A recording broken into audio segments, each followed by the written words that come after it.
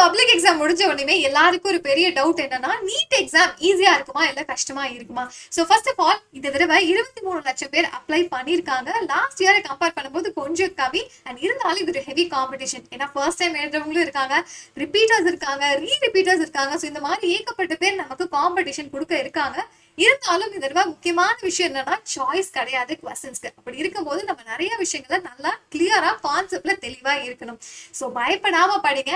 First இப்போ next 10 days என்ன பண்ணலாம் அப்படின்னா, நம்ம 11th சிலபஸை கம்ப்ளீட்டா ஃபோக்கஸ் பண்ணி படிக்க ஆரம்பிக்கலாம். ஏன்னா அதுதான் நமக்கு கொஞ்சம் வந்து மருந்துமா இருக்கும். ஸோ அதான் அடுத்த 10 days ஃபோக்கஸ் பண்ணுங்க. உங்களுக்கான ஒரு கம்ப்ளீட் ஸ்டடி பிளானை நான் கீழே லிங்க் பண்ணி வைக்கிறேன். ஸோ பிசிக்ஸ், கெமிஸ்ட்ரி அண்ட் பயாலஜில எந்தெந்த டாபிக்ஸ் எல்லாம் 100% நீங்க ஃபோக்கஸ் பண்ணும், எது ஈஸியா இருக்க போகுது, ஸோ எதுக்கு ஹை வெயிட்டேஜ் இருக்க போகுதுங்கிற கிளியர் ஐடியாவை கொடுத்துருக்கோம். சரியா? ஸோ இப்போ நீங்க சொல்லுங்க, உங்களோட ப்ரிப்பரேஷன் இன்னைக்கு டேட் படி எவ்வளோ பெர்சன்டேஜ் இருக்கு? கண்டிப்பா கமெண்ட்ல சொல்லுங்க. அதை அதிகப்படுத்துறதுக்கு கண்டிப்பா நாங்க ஹெல்ப் பண்ண போறோம். All the very best for your preparation.